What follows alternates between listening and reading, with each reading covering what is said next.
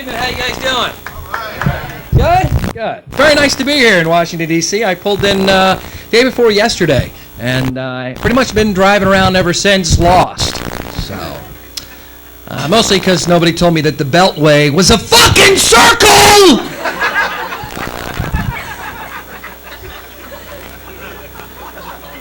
Look, kids, the monument. Look, kids, the monument. Look, kids, the monument. Felt like Chevy Chase in European Vacation, for Christ's sakes. I have learned some very, very valuable driving lessons in the brief period of time that I've been here. First of which is that you guys drive just a little bit differently here. Apparently in the metro area, right-of-way is determined by tonnage and velocity. Stoplights just seem to be rough guidelines, really. Green means go, yellow means go faster, go, go, go, come on, you can make it, fuck! And red means go if there's nobody looking. And let's not forget about those blinkers either, huh? Oh, never touch this shit. Hell, I just broke that stick right off the goddamn column myself. I don't need that thing. What a nuisance. That's okay, because I love to drive fast. I am an unabashed speeder. I'm always doing at least 15 miles in excess of the posted speed limit. And I'm also always doing it in the proper left-hand lane where I am supposed to be. I sense that some of you guys know where I'm going with this one. For those of us who don't recall this from driver education, let's just go over this one more time as sort of a community service, shall we? Okay, visualize, if you will. You're in the left lane, which is known as the... Excellent. We'll get along fine. You're in the left lane. You look into your rearview mirror, right? You see a car behind you by, say, 100 feet or so. A few seconds later, you look back. Now that car is only about 50 feet behind you. A few seconds later, you look back one final time. Now that car's front bumper is virtually locked with your rear bumper, and they're now flashing their lights on and off, and on and off, and on and off. Then that means, get the fuck out of the way! And I'll tell you what, if you're not laughing at that, you're one of those fucking people. Okay? Sorry, color me asshole if you will. I have just had it up to here with that bullshit. There's at least one other lane, goober. Just move your sleepy, slow, radio dial fiddling, cellular phone using, booger picking moron ass over into it, because I got shit to do and places to go. God damn, it is so frustrating, man. I'm not a bad guy. I just want to drive fast, and that's what the left lane is all about, isn't it? Left lane is the fast lane. Right lane is the slow lane. Left lane is the passing lane, not the passing fucking time lane. It's the passing lane, and I want to go, man. That's why I have an accelerator pedal, airbags, and insurance, because I want to go. But some people just seem like they're incapable of understanding the simple principle. It's so frustrating, man. Sometimes I wish I had like a gigantic snowplow on the front end of my goddamn car. It's just trapped in that left lane. Just, oh, come on, fucking go, you stupid bitch. Come on. I've been trapped on you for 10 goddamn minutes. Move your ass, Grandma. Come on. Jeez, what do I need, a laser beam boring a hole through the back of your skull? Go, you fucking old bitch. Go. Try opening the coffin lid, you stupid old whore! Move your ass! Alright, fine, fucking go!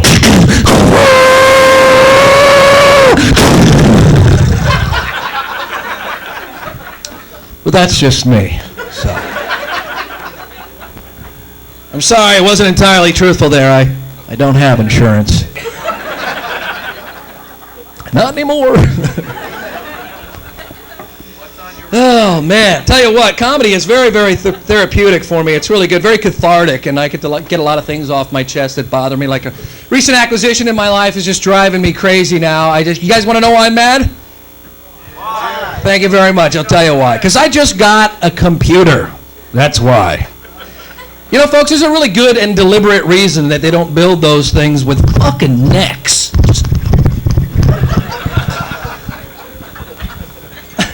Who here's got a computer? By applause. At home or work? If you have a computer, familiarity with a computer. All right. Maybe you can explain this to me. I'm not a complete moron when it comes to computers. You know, I know a thing or two. I don't take the mouse and put it on the floor, think it's some sort of a pedal or something like that. It's just like a sewing machine. You know, I don't pop out the CD-ROM tray and go, cool, a cup holder, good idea. I know one or two things about computers. What I don't understand is whenever you call up the company to speak with, say, the technical representative, the very first thing the voicemail always says makes no sense. It's, if you are using a touch-tone telephone, please press 1. If you are using a rotary telephone, please stay on the line. Folks, if you have a computer, what in the hell is the chance that you would still have a rotary telephone? What are you using, the Pentium Abacus, for Christ's sakes? How does that? Oh yeah, I just got the new Apple Macintosh Power PC desktop. I'm strapped, my man. I got 2.5 gigs on the hard drive with 268 megs of RAM. I got a 250 megahertz processor with an active color matrix display. I got an onboard 12 by CD-ROM drive with 4 PCMCA card slots, 2 floppy disk drives, and right now I'm using a 33.6 modem. But I'm still a little bit wary about that newfangled touch-tone telephone. No. I don't think so. Let's face it, if you are still using a rotary telephone, then you need to dial up the Clue-mobile so they can bring you the flint rocks that you need to bang together, Chaka, so you can join the 20th fucking century. What cheap asshole is into that?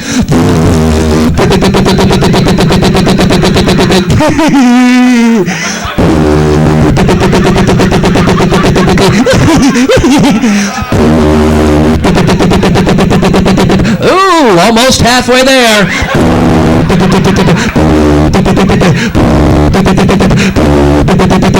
Oh, nostalgia. Just can't get enough of it, boy. Oh, God, so much stupid stuff out there in this country, man. There is so much stupid shit, and a lot of them are people. I don't know what you guys think, but I just think that there are way too many stupid fucking people in this country, and we need to start weeding them out.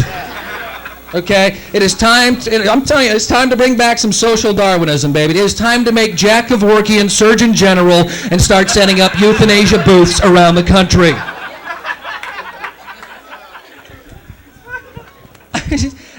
I'm not talking about, it's not just stupid people that bother me per se. It's the fact that there's a whole lot more stupid people than there are smart people. Yeah. And the stupid people are fucking a lot more than the smart people.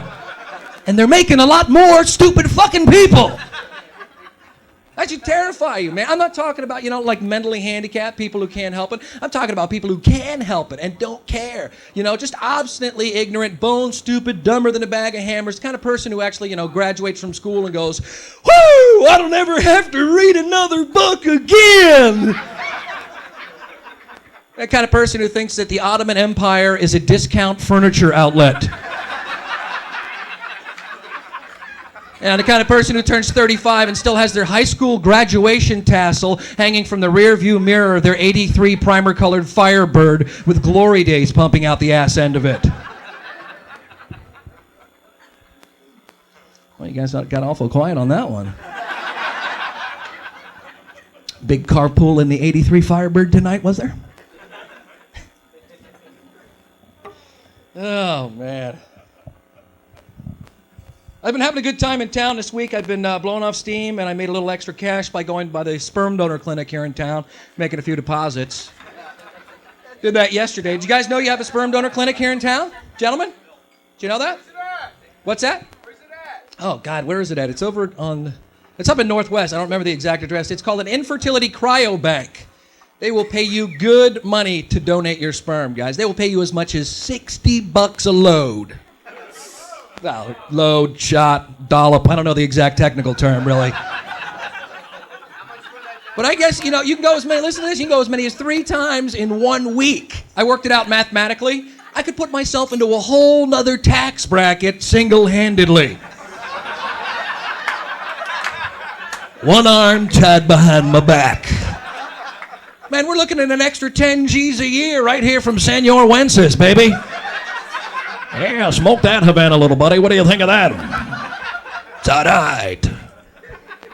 I I mean, shit, I might as well get paid for something I'm going to do anyway, huh? It's just being efficient. That's what that is. Otherwise, it's just money down the drain. Come on. $60 for 3 minutes work on my own Fortune 500 company at that rate. Is that too much information for you guys too early in the show? That's just, you can't just fly into our city, jerk off, get paid, and leave. That's disgusting. You have to be a citizen if you want to masturbate here, mister. It's in the goddamn charter. Look it up. If you go there, it's a very surreal environment because they actually have pornographic magazines all over the place. They even have porno videotapes that you can watch because guys are so visually oriented and stimulated. So I popped in one of these tapes out of curiosity. And on this was something I had never seen before. These two women are having lesbian sex with one another, right? Which is cool in of itself, but then all of a sudden one of them goes and gets a strap-on tool. Follow me? Right. Then starts giving it to the other girl. And as a guy, I'm just like, whoa, that's kind of intimidating, you know? I mean, shit, I don't want to lose my job, man. But it was okay because I watched for a bit, and after that I was just like, yeah, but look at her. She fucks like a girl.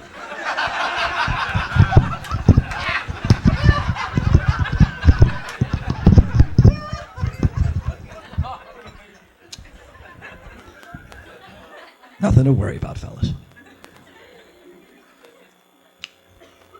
That's good. You guys are a good bunch. Sometimes people really get uptight by that joke. They clam up. I don't know why. I think it's because political correctness has really hit this country hard in the past few years. It's made everyone really, really uptight. You know, it's just amazing. I think a lot of the things that it tried to suppress, there's been an actual resurgence in the past few years, don't you? I mean, things like sexism, racism, homophobia. You know, racism is a good example. I just joined the Big Brother program recently. Very first question this guy asked me when I walked into his office was, all right, so tell me, what race do you want him to be, eh? So just to mess with him, I said, I don't care what race he is. Just so long as when I pick him up, he's wearing something sexy.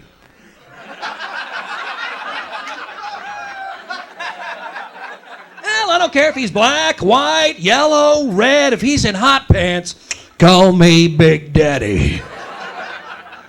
Because I may be a pedophile, but I'm no racist, mister. The password is sarcasm. Sarcasm. We'll try it again later.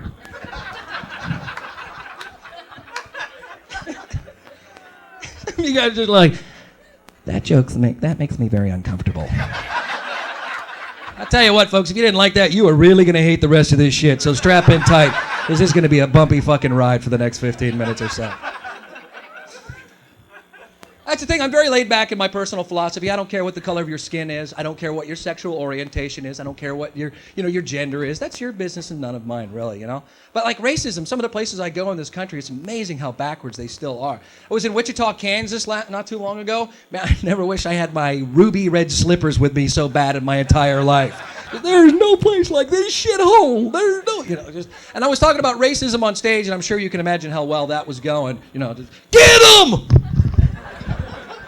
Anyway, after the show, this big, fat, stinking, drunken, basin belly, knuckle dragging, mouth breathing, toothless, homunculus, shithead redneck comes up to me after the show. Didn't really care for the guy. And, right, he comes up, he wants to talk to me, right? He's gonna learn me. He's gonna educate me. Hey, Mr. Comedian. Hey, funny boy, come here, I wanna talk to you a minute.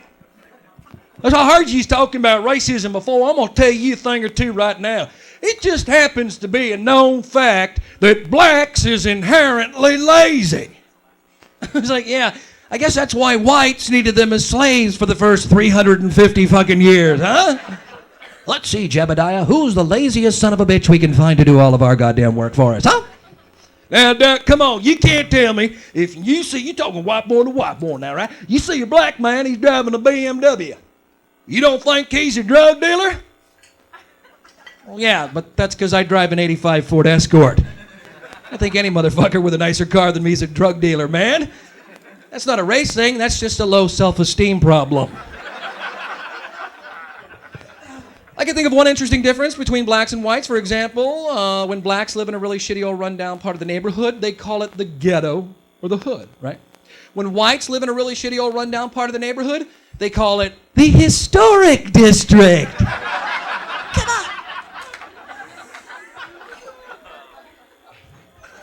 But if it's not one thing, it's another form of prejudice, you know, whether it's racism, a lot of homophobia that I see traveling around. And I live in San Francisco. I've been out there for a few years now. And I'm sure some of you guys, as soon as you heard that I was from San Francisco, you're probably like, oh, he's from San Francisco, is he?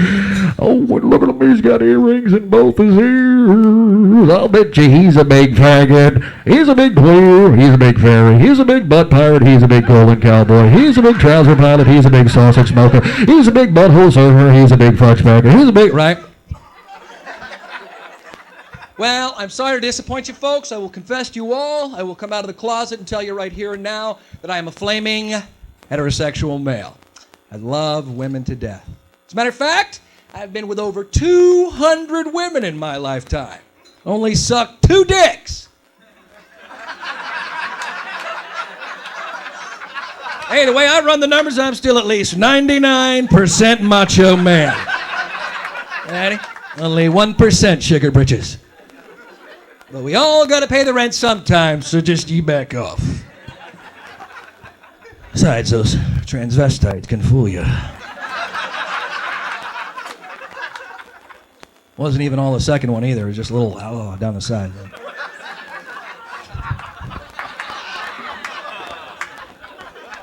Fuck you guys. Loosen up.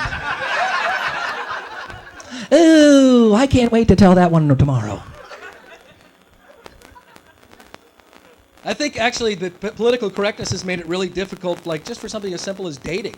The natural act of dating these days. Because now the sexes are so, they're so like suspect of one another, all constantly suspect of ulterior motives. You've got a whole rarefied minefield of terminology that you're expected to wade through these days for dating, which is terms like what? Sexual harassment, date rape, and whoa, folks, there was a time not long ago when the passionate pursuit of a beautiful young woman you were attracted to was considered what? Romantic. Right? Nowadays, Pepe Le Pew would be considered a stalker. Things have gotten a little bit uptight, I think. You know? Date rape is one of those terms that you hear bandied about quite a bit these days. At least I do, but, you know, enough about me. Now, I'm glad there's more awareness, but now you hear these ridiculous statements like, men just don't understand that date rape is wrong. Come on, most guys understand. Just face it, you're always going to have the occasional exception to the rule asshole with the attitude like, well, just 'cause the date's passed out don't mean the date's over.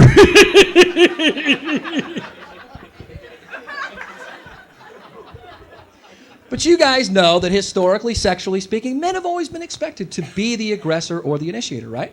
So for a woman, the idea of being date raped is really pretty frightening, obviously. But for a man, the idea of being date raped is kind of a fantasy. Right? I mean, it's like, whoa, let me get this straight. You're going to take me out. You buy me dinner, get me drunk, take me home, and then forcibly fuck me all night long. Here's the car keys, Catwoman. Because you are the designated driver. Oh, very good. One person clapped one time for that joke. Thank you very much. Thank you. That's good. Apparently, I'm entertaining each and every one of you individually right now. Please, ladies and gentlemen, be patient. I will try to get to your table as soon as humanly possible with your joke. But there's so much tension between the sexes, and I think a lot of that is promulgated by the daytime television talk shows you see. You know? It's just constant bitching and moaning and bickering, and nothing ever gets solved. They're so pathetic. Watch that Jerry Springer show? Good God. What a fucking meat trap that thing is. That's horrific, you know?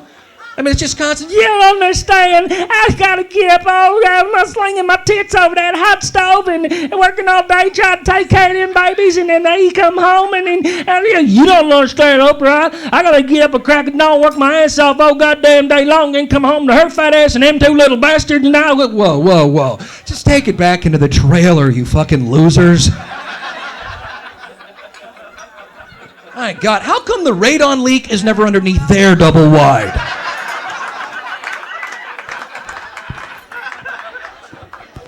People just, please report to your nearest euthanasia booth right now. Please. This is an example of the kind of tension that I'm talking about. This happened to me earlier in the year, very beginning of the year actually. I was in Indianapolis, and I met this girl at a bar after a show one night, and we were chatting. I thought we were getting along great. I really liked her. And like I said, I thought we were getting along great until I made the fatal mistake of saying, well, hey, what do you say you and I get out of here? Let's just go back to my place. She just snaps. She just freaks out, just looks at me. I wouldn't sleep with you if you were the last man on earth. And I was thinking, well, no kidding, babe. If I was the last man on earth, I could be a little bit pickier. Shit, you wouldn't live long enough to make it to the front of the line. 2.5 billion women, you'd have to peer through the overly boosted coifs of at least 30 NFL cheerleading squads just to see the back of Kim Basinger's head.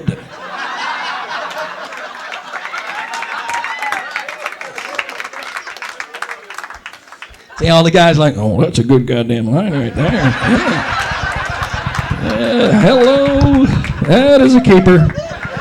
That has never happened to me again, I'll tell you that right now. Hey, how do you spell Basinger? Is there one or two? It's okay. But I don't really have to worry about that anymore now because I have a girlfriend now, and I love her to death. But I am traveling a lot as a comic on the road, and guys are always hitting on her, especially when I'm on the road. And I wanted to get her something to let them know, hey, she's off limits, right? And I didn't know what to get, like some crappy airbrush mall pagoda T-shirt, I heart Doc, or maybe like some medieval chastity belt, some snapping vagina dentata kind of device like that, or maybe even like a ring, but I didn't want to go overboard, so. Actually, we got a tattoo. She got a tattoo, and it says HIV positive. That's working pretty damn good now, I tell you that. Now, pretty much only junkies try and fuck her, so they got nothing to lose.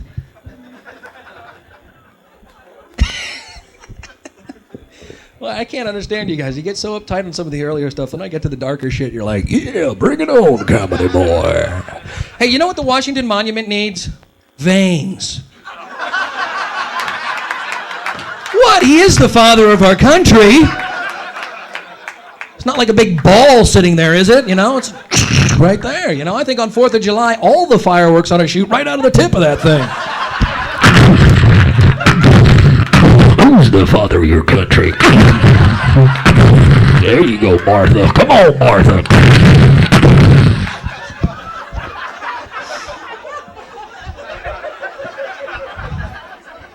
I think on National Safe Sex Day, that'll hire that environmental artist Christo to wrap that thing in latex. So,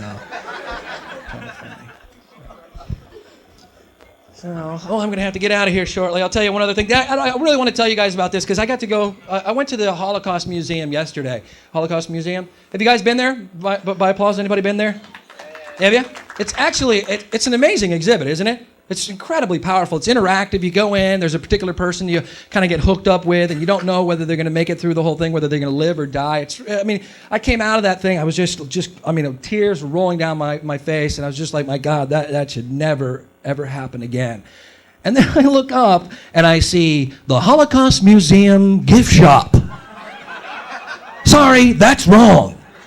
What the fuck do you get for somebody at the Holocaust Museum gift shop? Oh, yeah, can I get some of those, the striped pajamas and the commemorative ashtray? Let me get that Adolf Eichmann pinata while I'm at it. And how about that, if you can't stand the heat, get out of the oven t-shirt. That's funny, I like that. Okay. Oh, and yeah, let me get a couple of those I was only following orders bumper stickers. Okay, thanks. Shit, while you're at it, you might as well have a temporary tattoo booth in the lobby just for the kids, I got 3 7s, Billy, what do you got? Boo!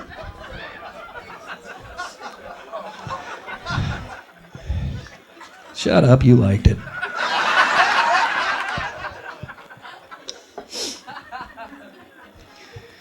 Well, I am going to have to get out of here, like I said. I would like to share this with you guys very quickly if I could. In addition to the comedy, I do a little writing every now and then, actually a little poetry. Occasionally the Dionysian muse is upon me, and I feel compelled to compose a few lines. And recently I finished a poem that I submitted to Hallmark. And, well, my finely honed comedic senses tell me that, they turned me down. But I was really bummed out by that, so I would like to go ahead and share this with you guys if I could, and let me know what you think, okay? Here we go.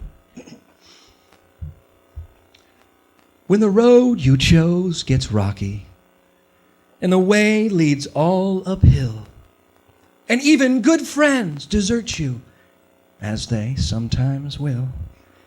When the deck seems stacked against you, seems there's no way you can win, that's the time to buy a gun and put it to your chin.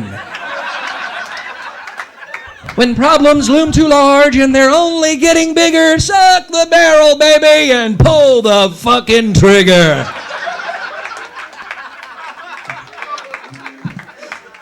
Thank you very much.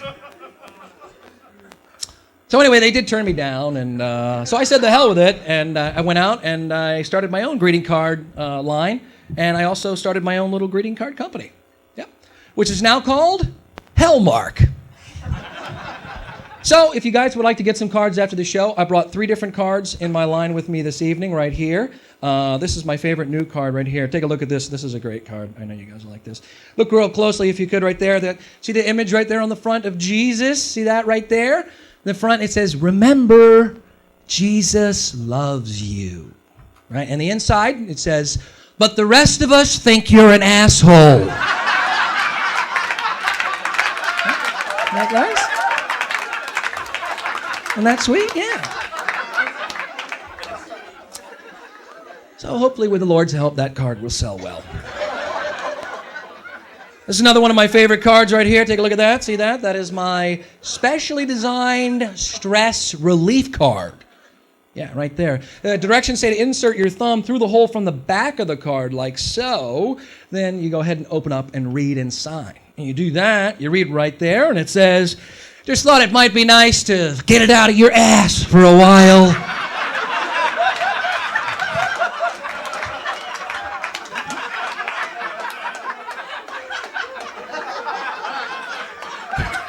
Here you go, ladies. You've been covering your mouths all night long while you've been laughing.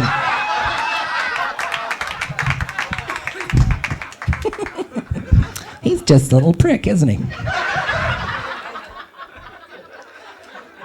If you guys would like to see some of my other wonderful Hellmark products, I actually am online. Go check out my website. It's very simple. It's just www.hellmark.com. There's other cool cards, other products and stuff like that. And if you like my show, you can sign into the guest book. Write me a little note and that kind of thing. And next time I come back in town, I will send you an email to remind you and that kind of thing. So go ahead and check it out. I will leave you guys with this one right here. The cards are one for $2 or all 3 for just $5. Save $1 on your third card. And like I said, this is my all-time favorite right here. I'll leave you with this. Look real closely. Short and sweet, to the point. See that cute little girl right there?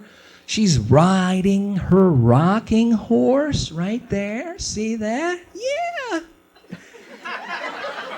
And it says, thinking of you, just wanted to say, fuck you and the horse you rode in on. Thank you guys very much. I'm Doc Barham. You're great. Have a nice night. Take care of yourself.